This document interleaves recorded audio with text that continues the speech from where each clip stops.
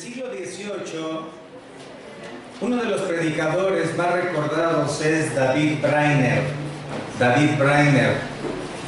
Él fue un hombre que a principios del siglo XVIII tuvo un vivo deseo por ser un instrumento en las manos de Dios para predicar el Evangelio. David Brainerd tuvo un llamado poderoso de Dios porque apenas a la edad de 22 años él tomó la determinación de entrar al seminario y capacitarse para ir a predicar a un lugar muy particular, a la zona de los Pieles Rojas en Estados Unidos.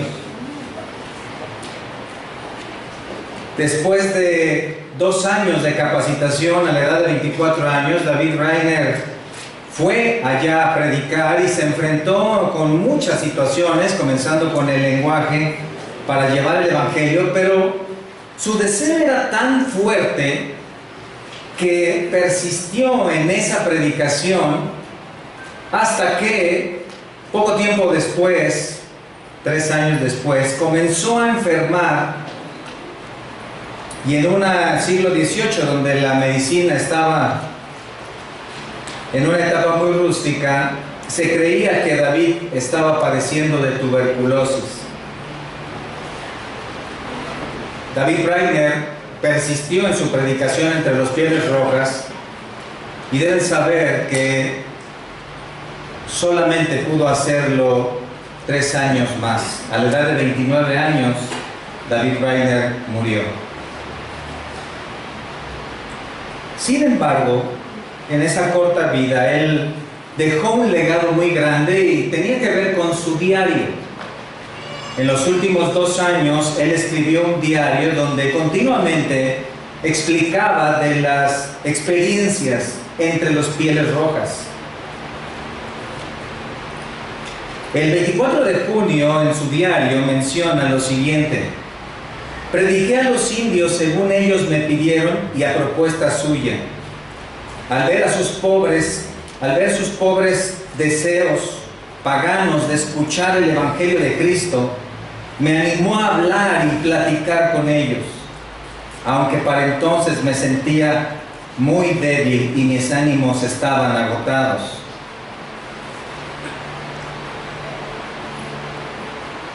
Unos días anteriores, él había estado orando. 10 días atrás específicamente, él había estado clamando al Señor y anotó en su diario lo siguiente: puse aparte este día para ayuno y oración en secreto, para implorar a Dios que me dirigiera y bendijera para la gran obra que tengo a la vista, predicar el Evangelio, y que el Señor quiera venir a mí y mostrarme el camino a seguir. Tuve poca vida y poder antes del mediodía. Hacia la mitad de la tarde, Dios me permitió luchar ardientemente en intercesión por los indios de esta región. Por la noche, pasé un día maravilloso con el Señor en oración. Creo que mi alma nunca antes ha estado en una agonía semejante. Luché por mis amigos ausentes, para que se recogieran almas, por las multitudes de almas perdidas y por muchos que sé que son predestinados para ser hijos de Dios. David Brainerd definitivamente tenía tal propósito de predicar el Evangelio, tal determinación, que 10 días después entonces el Señor le concedió ese deseo.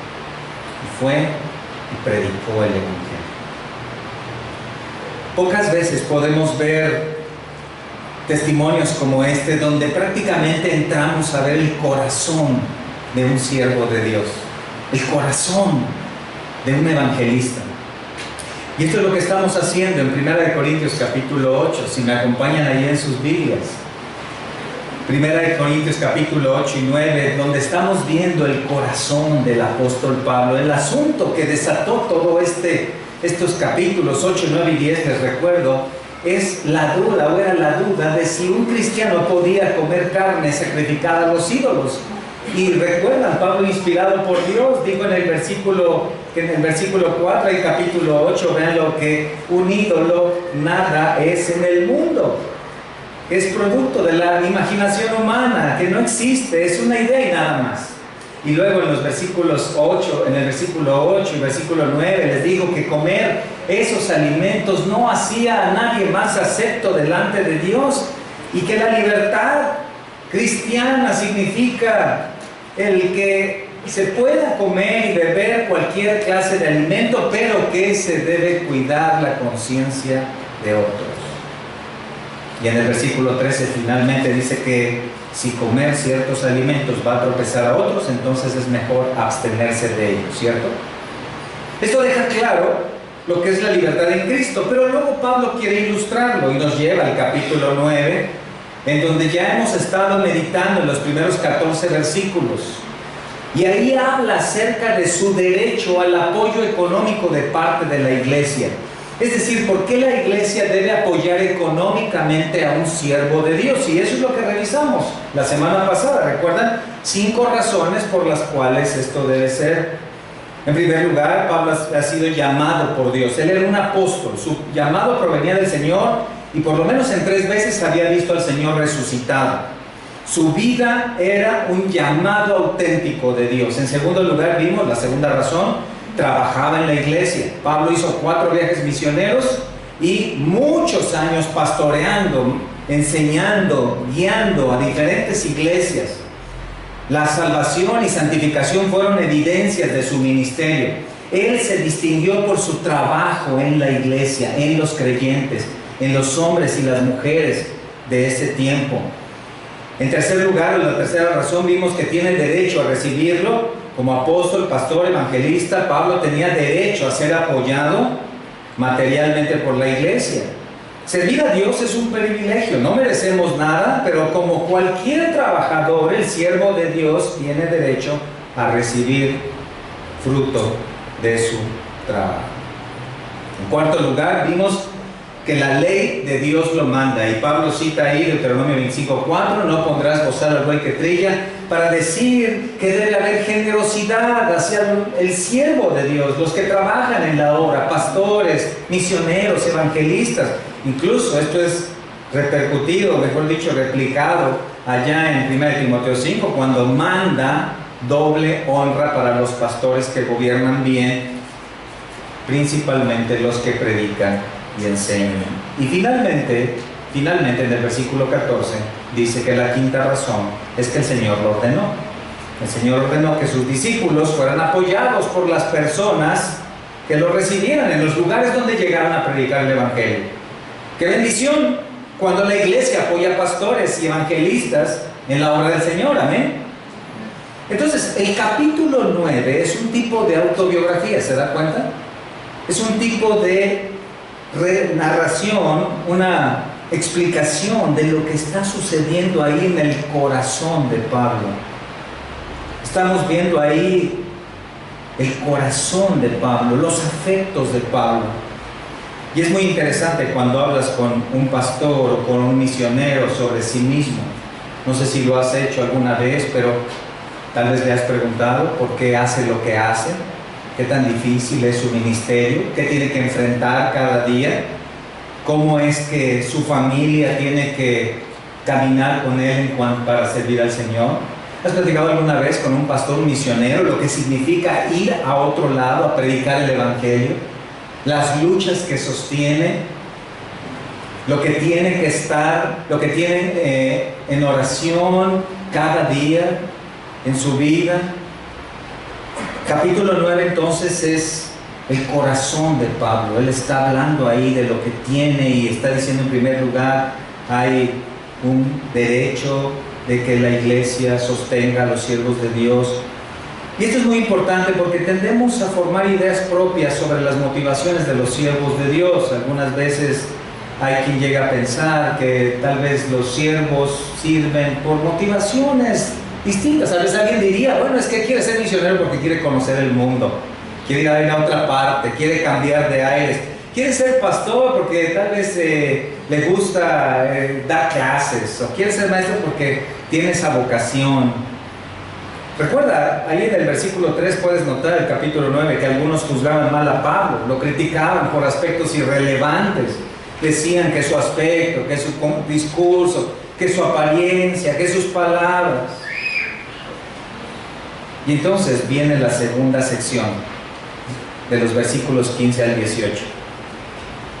Incluso desde el versículo 15 hasta el versículo 27, quiero que notes que esta es una gran sección donde Pablo hablará desde su corazón y nos va a decir todo lo que está ahí en él, y nos va a decir particularmente por qué prefiere no usar el derecho de ser apoyado económicamente, y nos va a dar 3 razones, pero quiero enfocarme hoy en la primera de ellas, en los versículos 15 al 18, porque conocer estas razones nos va a ayudar a conocer el corazón de Pablo, el cual es un hombre ejemplar en la palabra, sabiendo que él era un hombre que imitaba a Cristo, ¿cierto?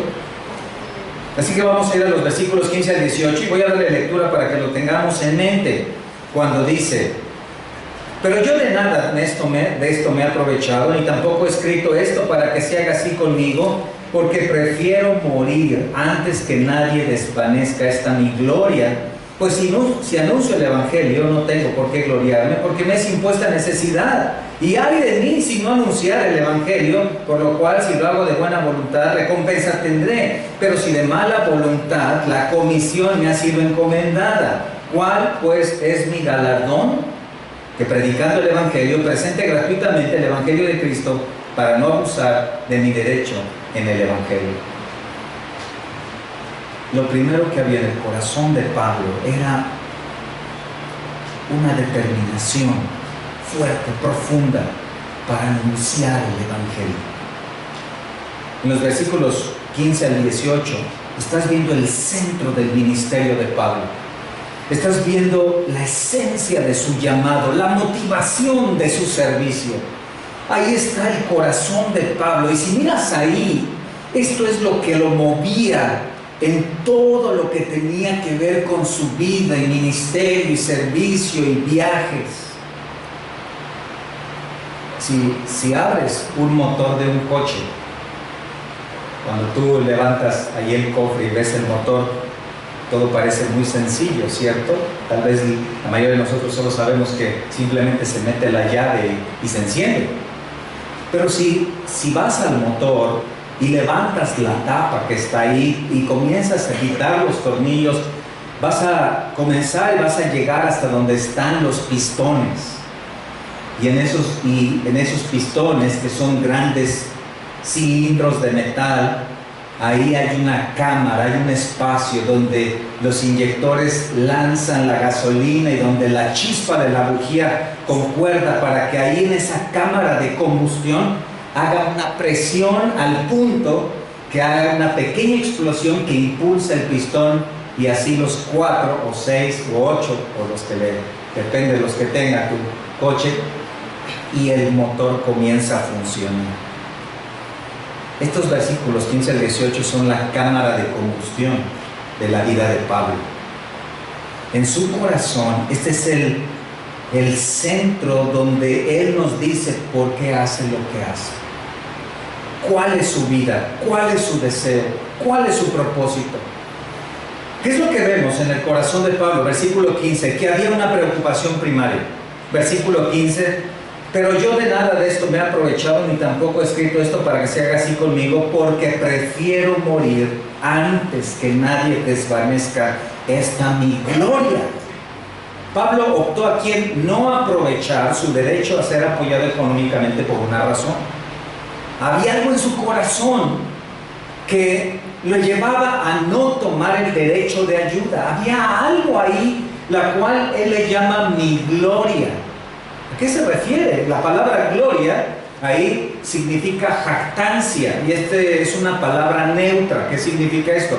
Que depende en qué sentido se use. Por ejemplo, ahí en el capítulo 4, si ves ahí mismo capítulo 4, versículo 7, esta palabra se utiliza en un sentido negativo.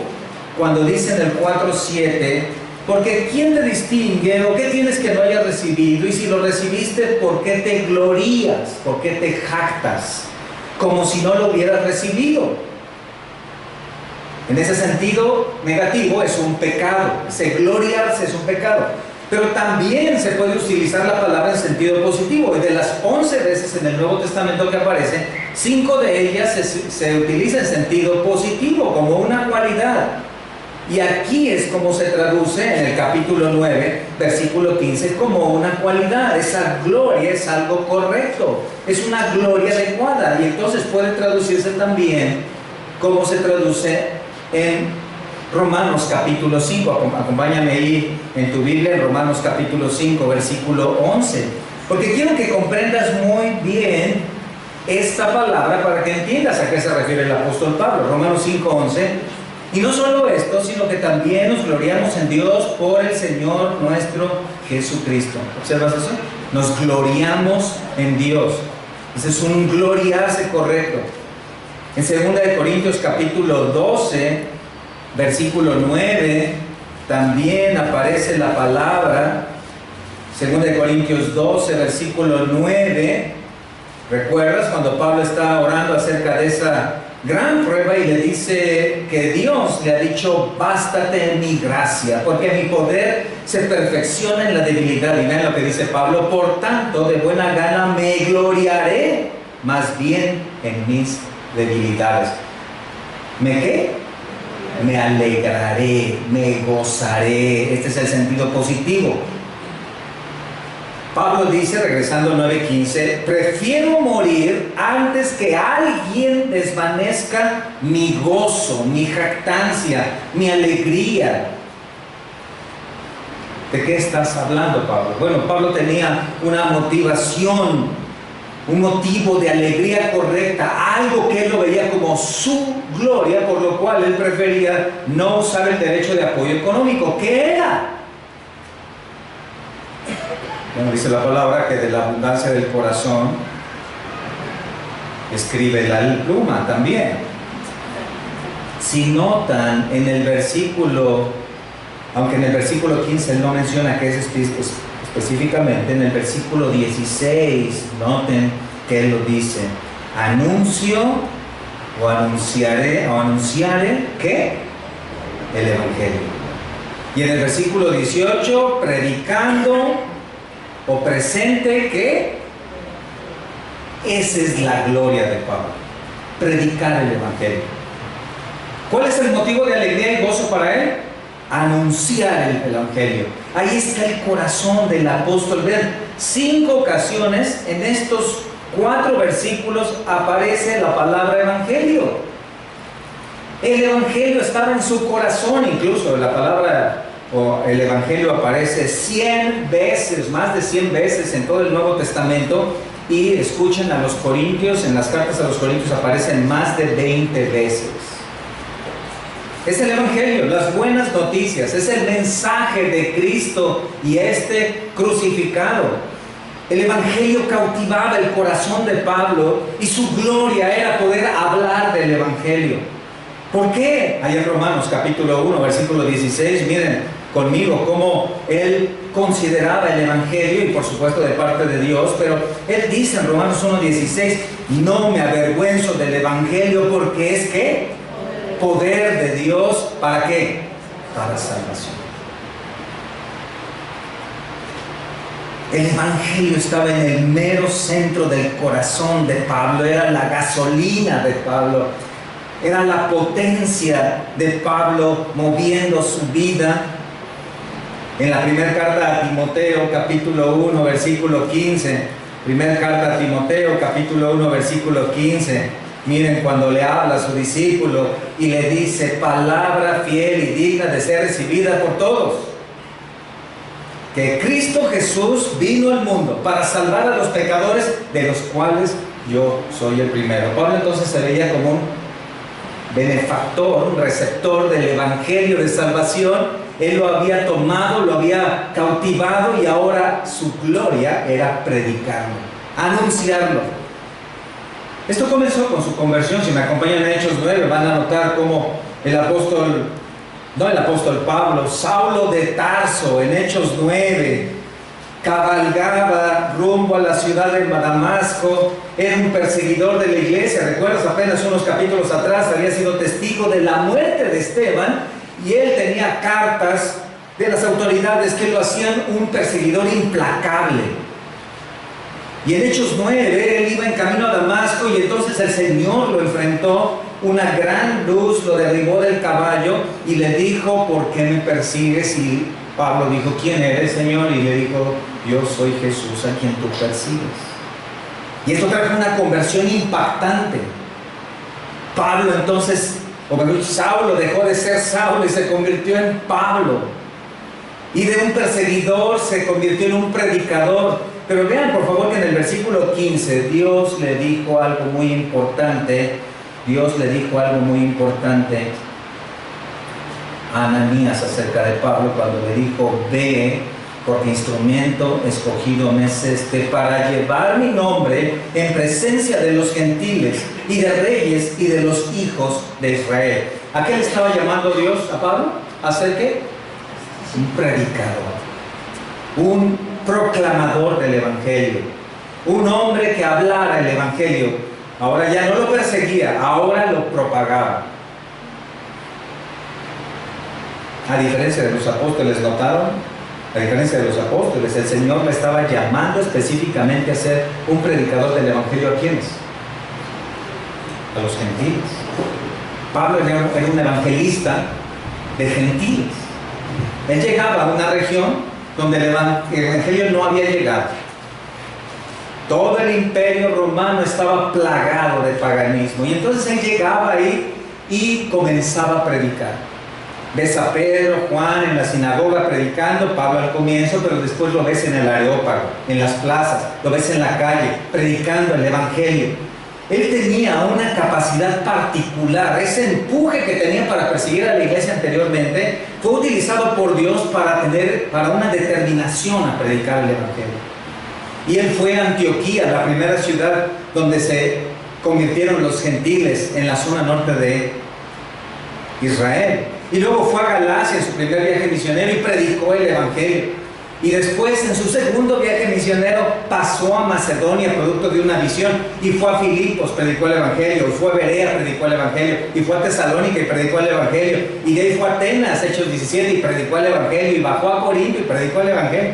Esa era su pasión. Noten, por cierto, en Hechos 17, podemos aprovechar para ver por un momento en Hechos 17, los primeros 4 versículos, ahí la predicación. ¿Qué es lo que decía Pablo? ¿Qué es lo que decía? Hechos 17, pasando por Anfípolis y Apolonia, llegaron a Tesalónica, donde había una sinagoga de los judíos. Pablo, como acostumbraba, fue a ellos, y por 3 días de reposo discutió con ellos. Hechos 17:3, declarando y exponiendo por medio de las Escrituras que era necesario que el Cristo padeciese y resucitase de los muertos, y que Jesús, a quien yo os anuncio, decía él, es el Cristo. Y algunos de ellos creyeron y se juntaron con Pablo y con Silas, y de los griegos piadosos gran número, y mujeres nobles no pocas. ¿Dónde estaba la vida del apóstol Pablo? ¿Qué había en su mente? ¿Qué había en su corazón? ¿Cuál es? El Evangelio. Predicar el Evangelio. Pablo se había enamorado del Evangelio de Cristo. No solamente había sido transformado, sino ahora su corazón palpitaba por deseos de predicar. Él era un evangelista poderoso en predicar el Evangelio por gracia de Dios. Y lo tenía tan claro en la primera carta a los Corintios, si regresas ahí, pero ahora en el capítulo 2, versículo 2, tenía tan claro su llamado, su ministerio, tenía tan clara su tarea, que en el capítulo 2, versículo 2, dice: me propuse no saber entre vosotros cosa alguna, sino a esta. ¿Y qué dice? A Jesucristo. ¿Y a este qué? Pablo vivía todo el tiempo caminando detrás de la cruz. Pablo no era un hombre que veía la cruz todo el tiempo. Si Pablo hubiera vivido en este tiempo y hubiera tenido un teléfono celular, le podrías decir: Pablo, ¿puedo ver tu fondo de pantalla? Y él te lo mostraría y verías, ¿sabes qué? La cruz. Y Pablo, ¿puedo ver allá la foto que tienes de papel tapiz en tu computadora? Claro, ¿y sabes qué te mostraré? Una cruz. Él solo tenía vista para una sola cosa, para Cristo y a este crucificado. Imagina por un momento, ahora podemos entender un poco en el contexto que estamos viendo. Imagina, Pablo llegaba, predicaba el Evangelio, nadie había escuchado acerca de Cristo como el Salvador, entonces él compartía y varios se convertían. Se formaba una iglesia, se reunían entonces los hermanos, los nuevos cristianos, y decía, bueno, ¿saben? Deben darme su dinero como ofrenda para Dios. Esto sería un poco extraño, ¿cierto? Esto causaría tal vez ciertas dudas. Es decir, los nuevos cristianos no entendían aún las escrituras, venían de un paganismo y eso levantaría muchas sospechas, pondría en riesgo su reputación, su testimonio estaría en tela de juicio, algunos dudarían, algunos incluso podrían señalarlo como un interesado en el dinero, y si algo así sucediera, su ministerio se detendría y ya no podría seguir predicando el Evangelio. Entonces dice, prefiero no recibir la ayuda económica, prefiero tener libertad para predicar el Evangelio. Y es la razón por la que en el versículo 15, si regresas ahí, dice, yo de nada de esto me he aprovechado, no lo he aprovechado, ni tampoco escribo esto para que se haga conmigo. Prefiero morir antes que se pueda diluir mi predicación del Evangelio. Ya vimos que la Biblia manda que la iglesia apoye económicamente a los siervos de Dios, aquellos que son llamados por Dios, que trabajan en la iglesia, aquellos que están sirviendo, tienen derecho, la ley lo manda, el Señor lo ordena, ya lo estudiamos. Pero el contexto de Pablo era muy especial. Ahora déjame explicarte rápidamente lo que sucedió allá. 4 siglos atrás, el Imperio Romano no era lo que era del primer siglo. 4 siglos atrás surgió Alejandro Magno, un macedonio que tenía ciertos soldados y comenzó a tener tal poder que Dios le dio, que comenzó a conquistar toda la región de Grecia y Asia Menor y la parte de Israel y hacia el oriente. Y Alejandro Magno comenzó a ser el emperador de toda esa región. Y una cosa que hizo él fue unificar todo su imperio con una lengua, el griego. Él quiso que su imperio se distinguiera por esto, tener una sola cultura, la cultura griega. Pero Alejandro Magno murió muy rápido y todo ese territorio se dividió en 4 partes entre sus generales. Pero en ese momento, siglo III, el Imperio Romano comenzó a crecer. El Imperio Romano comenzó a tener auge.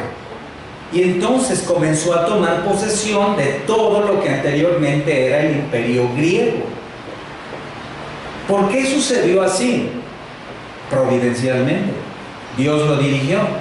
Porque al primer siglo, en el tiempo de Pablo, tenías un gran imperio al control de Roma, pero todo bajo una misma lengua. ¿Para qué? Para que el apóstol Pablo, el cual era judío de nacimiento, pero ciudadano romano, conociendo el lenguaje del griego, él pudiera hacer todos esos viajes por el imperio para predicar el Evangelio. ¿Te das cuenta? Dios preparó 4 siglos atrás, y muchos siglos antes, pero particularmente 4 siglos atrás, toda la cultura y toda la organización política para que Pablo pudiera desarrollar el ministerio. Sin embargo, a los lugares donde él llegaba eran lugares donde no había evangelio.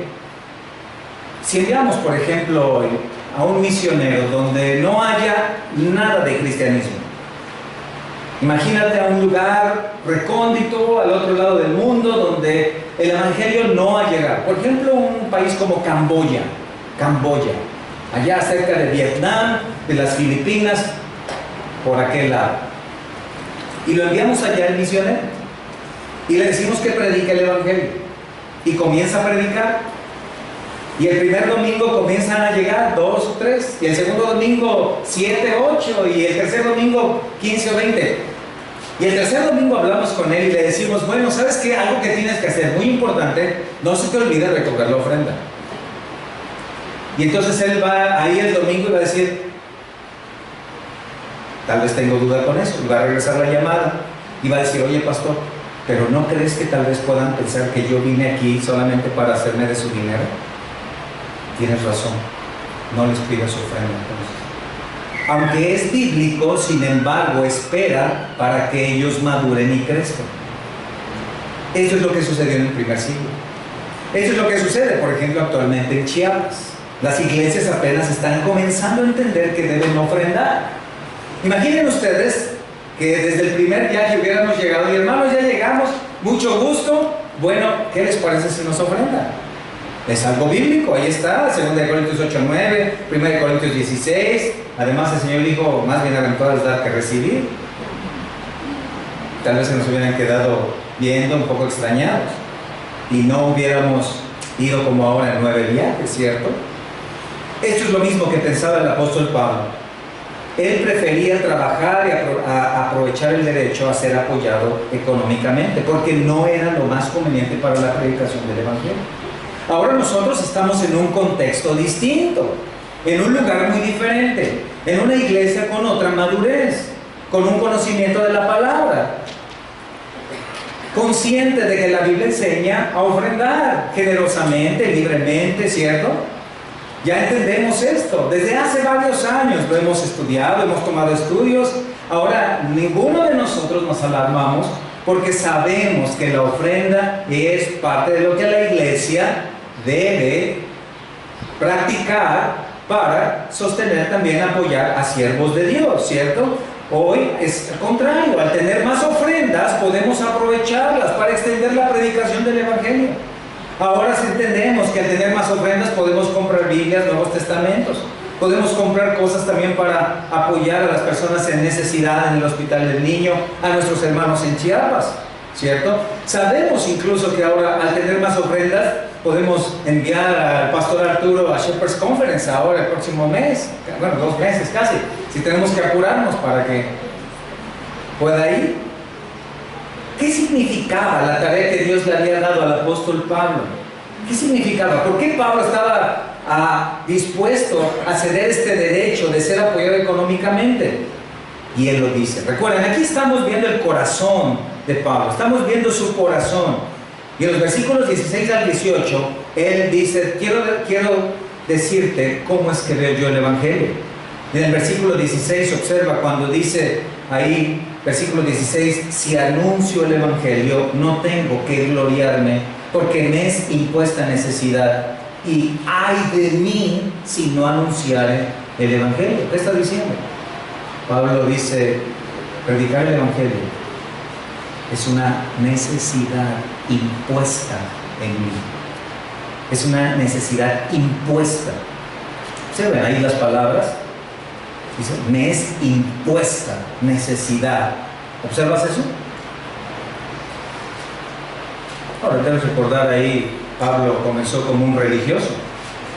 En realidad Pablo, hijo de judíos, no solo de judíos, hijo de fariseo, perseguidor de la iglesia, pero desde antes de nacer, Pablo ya había sido destinado a ser un apóstol del Evangelio. Mira conmigo en Gálatas capítulo 1. Gálatas capítulo 1, observa en su testimonio cómo es que este hombre había entendido su llamado. Gálatas 1, versículos 15 y 16. Pero cuando agradó a Dios, me apartó desde el vientre de mi madre y me llamó por su gracia. Revelar a su Hijo en mí, versículo 16, para que yo le predicase entre los gentiles. ¿Ven eso? ¿Cuándo lo escogió Dios para esa tarea? Él iba rumbo a Damasco, en sus negocios, en su vida. Él iba muy contento, cabalgando ahí en su caballo, tenía sus planes, pero en un momento Dios lo tomó. En un momento Dios dijo, tú eres para mí. Pablo dice, predicar el Evangelio, escuchen, dice, es una necesidad impuesta. Ahora déjame explicarte esta frase, porque es muy importante entenderla. En el primer siglo, cuando una persona moría, era distinto a cuando alguien hoy es sepultado, porque la persona era envuelta en lienzos y luego era llevada no a una tumba como la nuestra, como la que nosotros conocemos, la que está bajo el piso, bajo el nivel del piso, sino en un tipo de cueva. Y cuando se metía el cuerpo, como sucedió con el Señor en su sepultura, se colocaba una gran piedra en la entrada. Pablo está utilizando esta idea para decir, el Evangelio, predicar el Evangelio es como una gran piedra puesta en mi corazón. La piedra del sepulcro no era algo que se podía quitar en cualquier momento. De hecho, no se quitaba nunca más. Y así él está utilizando esta idea para decir que lo que sentía era un imperativo divino de que no podía escapar. Una obligación que Dios puso en su corazón al grado que de no hacerlo veía sobre él un juicio de Dios. Observen ahí la palabra, ¡ay de mí! Esta es la frase utilizada regularmente para hablar de un juicio, y así a la manera de Isaías capítulo 6, cuando dijo, ¡ay de mí, que mis ojos han visto a Dios! Ahora Pablo dice, ¡ay de mí si qué! Si no anuncio el Evangelio. Observen el corazón de Pablo. Para él no hay vuelta atrás, no hay otra profesión a considerar, no hay otro camino que él esté optando. Bueno, ¿será que predica el Evangelio o me dedico a la arquitectura? ¿Será que predica el Evangelio o construyo caminos? ¿Será que me dedica al Evangelio o a lo mejor pongo un negocio aquí de sandalias judías? No. Y dice, no hay más, no hay más. Dios me eligió desde el vientre de mi madre para ser apóstol. Pablo era un tipo de Jeremías. ¿Recuerdan a Jeremías? Acompáñenme en Jeremías capítulo 1. Vayan por favor allá a Jeremías capítulo 1.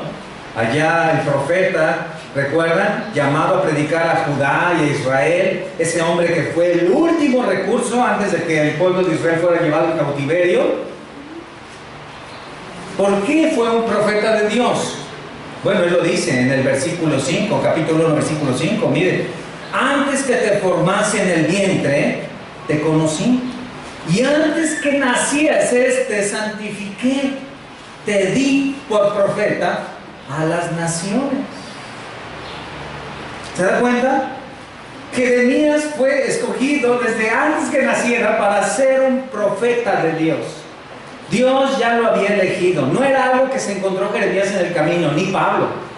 Y así cada hombre que es llamado a predicar el Evangelio, y cada uno de nosotros como cristianos, somos llamados a predicar el Evangelio porque Dios ya lo había determinado desde antes de la fundación del mundo que fuésemos para Él.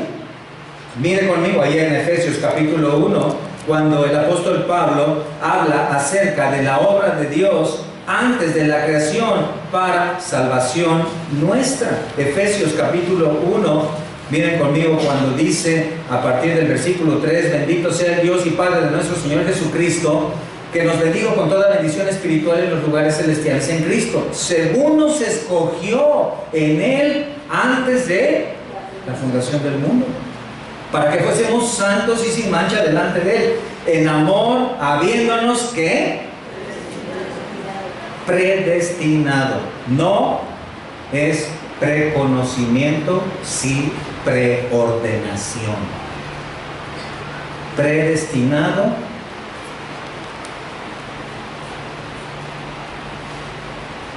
para ser adoptados y por consecuencia para ser anunciadores de qué? Del Evangelio. Del Evangelio. En el capítulo 20, si dejaron un dedo allí en Jeremías capítulo 20, déjenme mostrarles el corazón de Jeremías como profeta cuando dice en el versículo 7 y versículo 9, cuando habla de esta designación de Dios. Jeremías 27, me sedujiste, oh Jehová, y fui seducido. Más fuerte fuiste que yo y me venciste. Cada día he sido escarnecido, cada cual se burla de mí, porque cuantas veces hablo, doy voces, grito, violencia y destrucción, porque la palabra de Jehová me ha sido para afrenta y escarnio cada día. Y dije, no me acordaré más de él, ni hablaré más en su nombre. No obstante, vean las palabras de Jeremías, había en mi corazón como un fuego ardiente metido en mis huesos. Traté de sufrirlo y no pude. Esto es lo que Dios hace con cada uno de nosotros, tal vez no de una manera tan dramática, pero en cuanto al llamamiento y a los dones, los cuales dice Pablo son irrevocables. Es ser llamado por Dios y ser comisionado para predicar el Evangelio, es un fuego en tu corazón. Es una imperiosa necesidad de ser lo que Dios te ha llamado a ser, ¿cierto? A usar lo que Dios te ha dado de tal manera que no ves otra opción, porque es el Espíritu Santo llamándote, impulsándote continuamente y diciéndote tienes que cumplir con la tarea, porque es algo que Dios ha impuesto en ti. Lo que está diciendo Pablo en un resumen es: no puedo hacer otra cosa, no puedo dedicarme a otra cosa. No hay nada que cargue más mi corazón, dice Pablo. Me identifico en cierto sentido con él. Yo y seguramente muchos de ustedes teníamos otros planes, ya saben, otro tipo de vida en expectativa, ¿cierto? No, cada uno de nosotros tal vez puede pensar algo así. Y en lo personal tenía definitivamente otros planes para mí.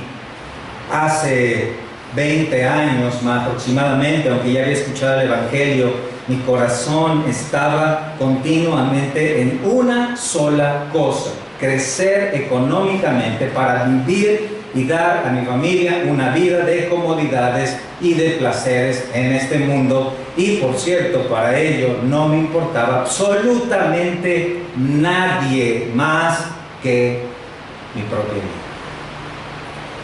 Pero Dios dijo: no, tengo otros planes para ti, los cuales agradezco al Señor y estoy infinitamente agradecido. Pero creo que varios de nosotros podemos identificarnos en ello, ¿cierto? Varios de nosotros teníamos planes, proyectos, ideas, los veíamos de cierta manera. Pero Dios dijo: te quiero para mí. Gracias a Dios por eso, ¿cierto? Amén. Amén. Pablo entonces dice, en primer lugar, para mí es una necesidad impuesta. Pero en segundo lugar, quiero decirte que es el Evangelio para mí. Y dice en el versículo 17, lean ahora el versículo 17: por lo cual, si lo hago de buena voluntad, recompensa tendré. Pero si de mala voluntad, mucha atención, la comisión me ha sido encomendada. Pon mucha atención en estas palabras: la comisión me ha sido encomendada. Ahora, esto me gusta porque dice ahí que el siervo es recompensado. Incluso al principio, ¿lo leyeron? Si lo hago de buena voluntad, ¿qué? Recompensa tendré. ¿No te gusta eso? Es atractivo, ¿cierto? Es atractivo pensar en ser recompensado por servir al Señor. Y es una verdad bíblica de Mateo 25, no vayas allá, pero ¿recuerdas aquella parábola de los talentos? ¿Recuerdas aquellos hombres que recibieron sus talentos para invertirlos? Y cómo cada uno de ellos regresó al Señor los talentos más los réditos, más las ganancias. ¿Cuál fue la respuesta del Señor a esos siervos fieles? Bien, buen siervo y fiel. Sobre poco has sido fiel, sobre mucho te pondré. Entra en la gloria de tu Señor. Es verdad, eso me gusta.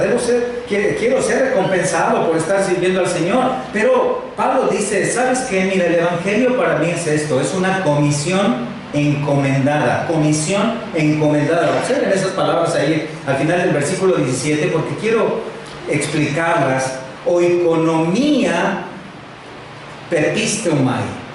Oikonomía de donde tenemos una palabra economía, administración, pepistomai, de pistos, fe, lo que él está diciendo es: se me ha dado la confianza para administrar la predicación del Evangelio. Venir a Cristo no solamente es poner tu fe en Él, ser perdonado de todos tus pecados, sino es recibir de parte de Dios una gran bendición. Él te otorga la confianza para ser una persona que administre, que predique, que hable su mensaje. ¿Qué debes hacer como administrador? Bueno, yo aprendí en la universidad que el buen administrador hace un buen uso de los bienes encomendados, en primer lugar. En segundo lugar, debe encargarse de que esos bienes encomendados sean productivos, que haya ganancias, que haya intereses. Y en tercer lugar, el administrador debe planear a futuro que esos bienes sean redituables, una planeación a futuro de mejoras en los bienes que tomas en la administración. Ahora, Pablo dice: ahora Dios me ha encomendado este trabajo. ¿Qué está diciendo aquí? Que esto no es un hobby. ¿Se dan cuenta? Predicar el Evangelio no es un hobby, es que un trabajo que requiere diligencia, que cuando tú vas a trabajar en un lugar requieres disciplina, ¿cierto? Que para poder ser productivo en un lugar, cualquiera donde tú trabajes, tienes que desarrollar ciertos hábitos de disciplina, orden, tienes que esforzarte, hay que levantarse temprano, hay que prepararse, hay que hacer todo lo necesario, y allá estando en el trabajo tienes que desempeñarte con honestidad, con esfuerzo, para que entonces tengas productividad. Y Pablo dice: predicar el Evangelio requiere eso. Es decir, Pablo está diciéndonos: ¿quieres predicar el Evangelio? Necesitas tomar la disciplina, el trabajo de un administrador. Necesitas ir a los pasajes, memorizarlos, ¿vale? ¿Cierto? Necesitas ir a las doctrinas, entenderlas, tomar estudios, discipularte, orar para que el Señor abra la puerta. Tienes que desarrollar ese trabajo. Algunas veces, hermanos, me preguntan, hermano, o me dicen: hermano, es que es muy difícil para mí memorizar. Es muy difícil para mí saber dónde están los pasajes para predicar el Evangelio. ¿No me los podría anotar? Le digo: bueno, ya están anotados, están ya aquí. Entonces, ahí los puedes buscar. Pero dice: es que me cuesta mucho trabajo. Y yo digo siempre algo: si nosotros le dedicamos el tiempo, las fuerzas, la dedicación que le dedicamos para leer un libro de medicina, para leer una revista, para ver una serie en la televisión, para jugar un deporte, para ver una película en el cine, si le dedicamos eso, lo mismo, a la palabra, verás cómo será tan fácil poder memorizar los versículos. ¿Por qué? Porque el apóstol está diciendo: esto es un trabajo, esto requiere, como en la administración, disciplinas. Ahora, ¿qué está diciendo él? Soy como un mayordomo, soy un administrador. Vean conmigo en 1 Corintios 4. Observen ahí en 1 Corintios 4. ¿Cómo se veía el apóstol Pablo en su ministerio? Ahí lo dice en el capítulo 4, versículos 1 y 2, 1 hasta el 4, dice: así pues, téngannos los hombres por servidores de Cristo y ¿qué? Administradores de los misterios de Dios. Ahora bien, se requiere de los administradores que cada uno sea hallado, ¿qué? Fiel. ¿No te gusta ser administrador? ¿Te gusta administrar? Quienes administran en casa, ¿les gusta administrar el dinero? ¿Verdad que sí? Pregúntale a alguno de tus hijos si no le gustaría ser el administrador de los dineros de la casa. ¿Qué crees que te va a decir? ¡Claro que sí quiero ser administrador! Si yo digo a algunos hijos: oye, ¿te puedes encargar tú de todo el dinero para que tú hagas todos los pagos y tengas ahí la cuenta y tú la manejes? ¿Qué crees que va a decir? ¡Claro que sí! Dice Pablo, pero se requiere algo: que cada uno sea hallado, ¿qué? Fiel. Pablo, pero ¿cómo ser fiel? No entiendo. ¿Cómo puedo ser fiel? Y él dice de esta manera, versículo 3: yo en muy poco tengo el ser juzgado por vosotros o por tribunal humano, ni aun yo me juzgo a mí mismo, porque de nada tengo mala conciencia. no por eso soy justificado. Pero el que me juzga, ¿qué? Es el Señor. Él tenía una conciencia muy clara de que en primer lugar él rendía cuentas a Dios y en segundo lugar en su propia conciencia nada le acusaba. Eso es algo muy práctico. Eso es algo muy práctico. ¿Quieres confiar a tus hijos algunos bienes? ¿Quieres prestarle las llaves por fin? ¿En qué medida tus hijos tienen conciencia y lo muestran en su vida de que dan cuentas a Dios? Mediante una vida caminando en la palabra, mediante una vida de servicio, de oración, de alimento espiritual. En la medida que Pablo estaba creciendo, espiritualmente, Dios le estaba confiando más y más bienes, y en este caso, el Evangelio. ¿Te das cuenta? Pablo no tiene sobre sí el consejo de administración celestial, no tiene sobre sí un consejo directivo al cual le daba cuentas. Él no tiene la presión de un consejo eclesiástico, no tiene ahí alguien que lo está auditando. No, él dice, es el Señor directamente delante de quien yo soy fiel. Él tenía esa conciencia. A Pablo se le confió esta administración. ¿Se dan cuenta? Su propia conciencia le recuerda que da cuentas al Señor. Acompáñenme al libro de Amós, por favor. Libro de Amós. Vienen conmigo en el capítulo 3. Amós, mientras llegan allá, les recuerdo que Amós, uno de los profetas que habló de la justicia de Dios, fue un profeta que dio sermones confrontativos al pueblo de Israel. Al contrario de Pablo, Amós era un hombre de Tecoa que vivía en la montaña. Era un pastor de ovejas y un cultivador de higos. Amós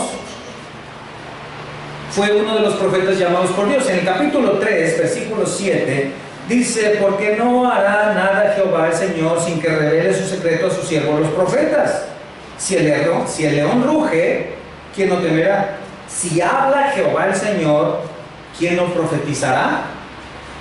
Estos versículos dejan claro una cosa: cuando Dios tomaba a alguien para hablar como profeta, el profeta hablaba. Es de la soberanía de Dios. Ahora vean el capítulo 7. Vean ahí mismo el capítulo 7. Observen los versículos 14 al 16. Miren la perspectiva de Amós acerca de este llamado. Entonces respondió Amós, capítulo 7, versículo 14, y dijo a Amasías: no soy profeta, ni soy hijo de profeta, sino que soy boyero y recojo higos silvestres.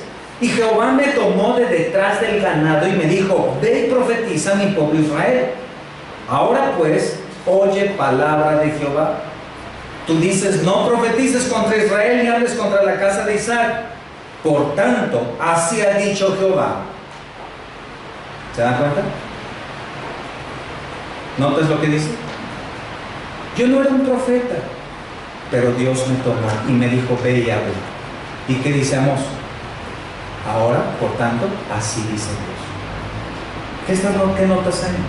Un hombre humilde, obediente al llamado de Dios. El llamado para predicar el mensaje de Dios. Ahora esto trasladado al tiempo de la iglesia, ¿qué significa? El llamado para ti y para mí a predicar el Evangelio.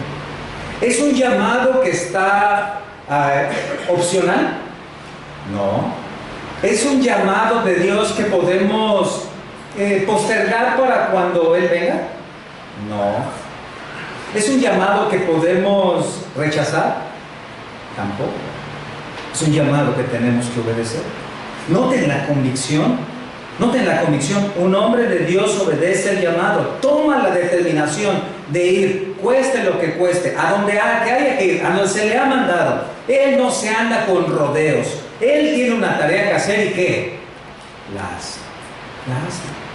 ¿Te das cuenta? Esta clase de determinación es la que yo oro por tener en mi corazón para poder predicar el Evangelio, para poder hablar, para poder hacer lo que debo hacer. Y yo quiero llamarte esta tarde a que tú tengas también esta clase de determinación que nos llama el Señor. Tenemos problemas con esto, hermanos, ¿saben? Ya saben, ¿no? Como hombres y mujeres les damos vuelta a los asuntos, ¿cierto? No tomamos el toro por los cuernos, dicen ahí. Nos gusta evadir las responsabilidades, entonces entregamos malas cuentas. Enterramos el talento. Dios te ha dado la encomienda de predicar el Evangelio, de adorarlo y servirlo a través de llevar el Evangelio, el mensaje a otros. ¿Qué estás haciendo? Temo que algunos tal vez están muy enfocados en la diversión, en disfrutar esta vida sobre la tierra, y están enterrando sus talentos, sus dones, y no están siendo fieles al Señor. Y Él les ha dado a ustedes una encomienda, y es muy importante que todos escuchemos el mandato. Y en tercer lugar, y en último lugar, el versículo 18, miren, regresando a 1 Corintios 9. Esto es alentador, versículo 18, porque dice: ¿cuál pues es mi galardón? Que predicando el Evangelio, presente gratuitamente el Evangelio de Cristo, para no abusar de mi derecho en el Evangelio. ¿Cuál es su galardón? Dice. La palabra galardón que se ve ahí se hace referencia al salario o al pago que se recibe, el pago de un obrero. ¿Qué está diciendo Pablo? ¿Saben cuál es mi salario? ¿Saben cuál es mi pago? El salario que cada uno recibe en el trabajo finalmente es el pago por todo el esfuerzo que realizaste durante la semana o la quincena, ¿cierto? Este es el salario. ¿Qué dice Pablo? Este es mi pago. Este es mi pago, predicar el Evangelio libremente. Este es mi galardón, predicar el Evangelio, presentar el Evangelio gratuitamente. Segunda de Timoteo capítulo 4, miren, segunda de Timoteo capítulo 4, versículo 7. ¿Qué es lo que él dice? He peleado la buena batalla, he acabado la carrera, he guardado la fe, por lo demás me está guardada la corona de justicia, la cual me dará el Señor, juez justo, en aquel día, y no solo a mí, sino también a todos los que aman su venida. ¿Te das cuenta? Pablo tiene un corazón pegado al Evangelio, que ama el Evangelio, deseoso de predicarlo, porque él era una sombra, un reflejo preciso del corazón de Cristo, el cual en Juan 17, ¿recuerdas lo que dijo? Padre, he acabado la obra que me encomendaste. Pablo estaba sacrificando el apoyo económico con tal de predicar el Evangelio con libertad. Y hermano, hermana, si quieres predicar el Evangelio, tendrás que sacrificar algunas libertades. Sí, tendrás que sacrificar algunos tiempos. Tendrás que dedicar tus fuerzas para orar y suplicar al Señor que te dé la gracia de predicar el Evangelio, y tendrás también que dedicar tiempo a conocer de la palabra. Y tendrás también que esforzarte y salir e ir y hablar y acercarte a los que están a tu alrededor y poder hablarles del Evangelio. Y requerirá también que desentierres tus dones. Ahora que llegues a casa, más tarde, ve allá y desentierra los dones. Ahí están enterrados, no te preocupes.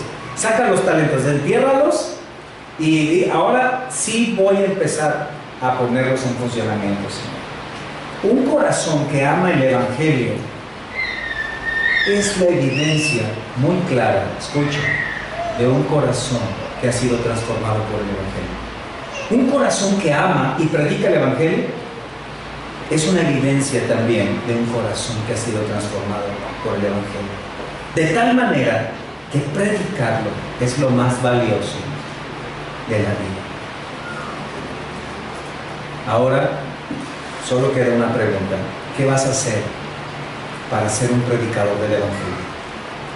¿Qué plan vas a tomar concretamente en esta semana? ¿Cómo vas a orar? ¿Cómo vas a meditar en la palabra? ¿Qué vas a hacer? ¿Cómo vas a trabajar en tu vida? Responde esta pregunta al Señor. ¿Qué voy a hacer para predicar el Evangelio que Dios me ha encomendado? ¿La tienes la pregunta? Vamos a orar. Padre, gracias por esta tarde. Gracias por tu palabra, Señor, que nos confronta de una manera santificadora. Gracias, Señor, porque nos llamas a través del ejemplo del apóstol Pablo para ser también predicadores. Perdónanos, Señor, si se nos había olvidado. Perdónanos, Señor, si habíamos pensado que como cristianos hemos sido llamados a disfrutar de esta vida sobre la tierra. Perdónanos si hemos sido tan distraídos que hemos enterrado los talentos y los dones que nos has dado. Perdónanos si no hemos sido fieles a predicar el Evangelio. Y Padre, quiero pedirte, Señor, si hay alguien aquí esta tarde que tal vez ha vivido esta vida negligente, si tal vez alguien aquí no ha considerado el Evangelio, para que en tu gracia y a través de tu Espíritu, Señor, le reveles la dulzura y el valor del Evangelio, para que esta tarde también mis hermanos y hermanas aquí tengan un vivo deseo por ser instrumentos en tus manos. Y si hay alguien aquí, Señor, que ha vivido su vida sin ser instrumento para predicar el Evangelio, Señor, te ruego porque ahora lleve su corazón a una determinación y a un deseo, a un clamor por ser un predicador, una predicadora, alguien que proclame el Evangelio en sus casas, en su trabajo, en la calle, en los lugares donde tú les lleves, Señor. Pon este deseo, Señor, este fuego consumidor, ponlo en cada uno de nosotros para que como iglesia nos distingamos por ser hombres y mujeres que llevemos el mensaje de salvación. Señor, haz de nosotros hombres como Pablo, como Amós, como Jeremías, que podamos consumir nuestros corazones por el deseo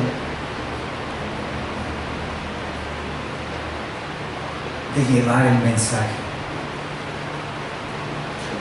Te damos gracias, nuestro Dios, por este tiempo que hemos podido meditar en tu palabra, servirte, adorarte. Gracias por nuestras visitas. Te pedimos por nuestros hermanos que hoy no pudieron estar con nosotros en la adoración. Y oramos agradecidos por todo este tiempo en el nombre de tu Hijo Jesucristo.